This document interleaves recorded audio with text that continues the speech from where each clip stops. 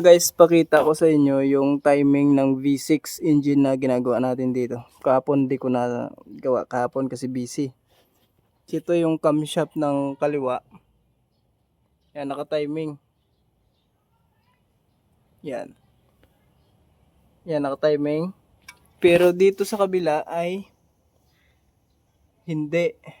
So ito, hindi oh. Layo.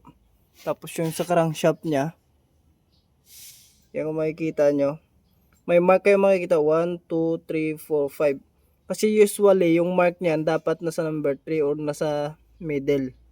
Pero nandyan siya sa pinakagilid, number 5 o number 1. So kayo nang magano. Basta yan oh.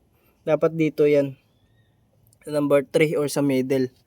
So dito sablay na. So dito ano din, lagpas ng isang ngipin. So ito yung aayusin natin. Pabaklas ko muna sa tao ko to, yung pulley, para makita natin yung mark sa loob, para sure ball.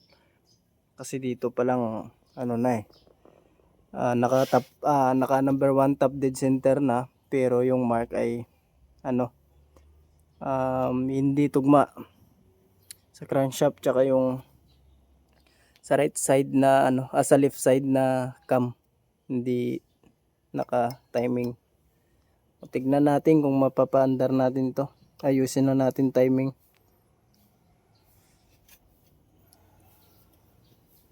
So guys, ito na yung timing niya. Nasit na namin. Ito. Dito. Yan yan. Timing. And then sa kabila na cam.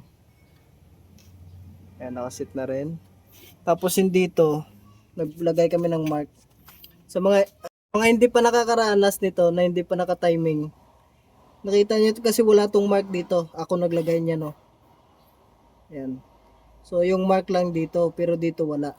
So galing dito sa edge na to, may edge dito. Galing sa edge na to ay bibilang lang kayo ng 10 mm. Where's the caliper? Caliper eh. Ito yung caliper. So ito yung binasiya namin. Yan. So 10 mm. Yan. Yung number 1 na yan, yan ay 10 mm. So galing sa edge. Yan. Edge. Ayan. Tapos naglagay ako ng mark. Yan. 10 mm. From edge hanggang 10 mm yung size na pagitan na galing sa edge. So yan yung mark niya. So dapat, okay, dapat paglagay nito mamaya, yung number 2 dito, to 1, 2, 3, 4, 5, dapat yung number 2 nito ay nakatutok sa taas.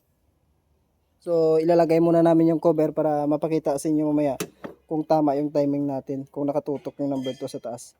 Dito sa mark na ito. Ayan. Dapat yung number 2 dito, ito, dapat nakatutok dito sa arrow na yan. So tignan natin, ibalik natin to. Okay, tignan natin kung matatama. Ibalik natin yung cover. Sabi ko sa inyo, pagka nilagay nyo yung cover at yung crankshaft, dapat naka-timing ganyan. Naka-timing dun sa loob, yung kanyang camshaft, dalawa, naka-timing. Tapos naka-timing dito. Dapat ganito yung mangyayari. Yan o. 1, 2. Tapos yung arrow na to, nakatutok sa number 2. Ganyan yung timing niya. So papakita ko sa inyo mamaya pag pinaandar natin to kung aandar. So saka nyo gayahin yung video na to. Kasi ito, hindi pa tayo nakahawak ng makina nito. Ay base sa aking pananaliksik. So ito yung timing niya. So pag umandar to, pwede nyo gayahin ito. Okay?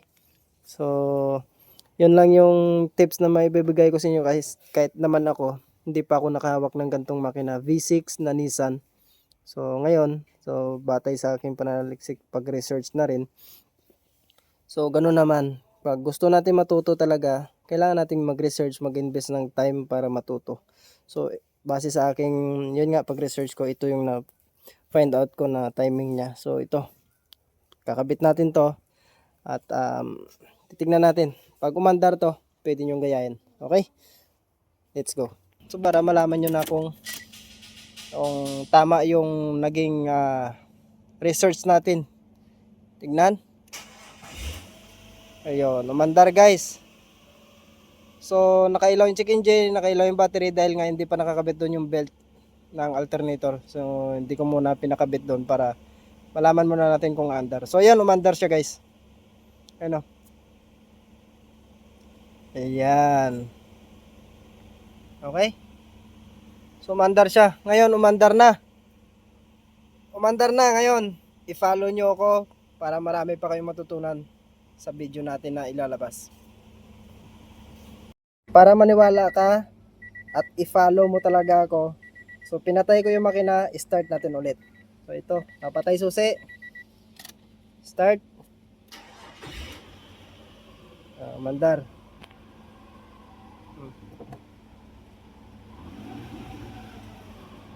Yan. Hindi ko lang bibiritin muna dahil nga wala pa tong belt. Oh.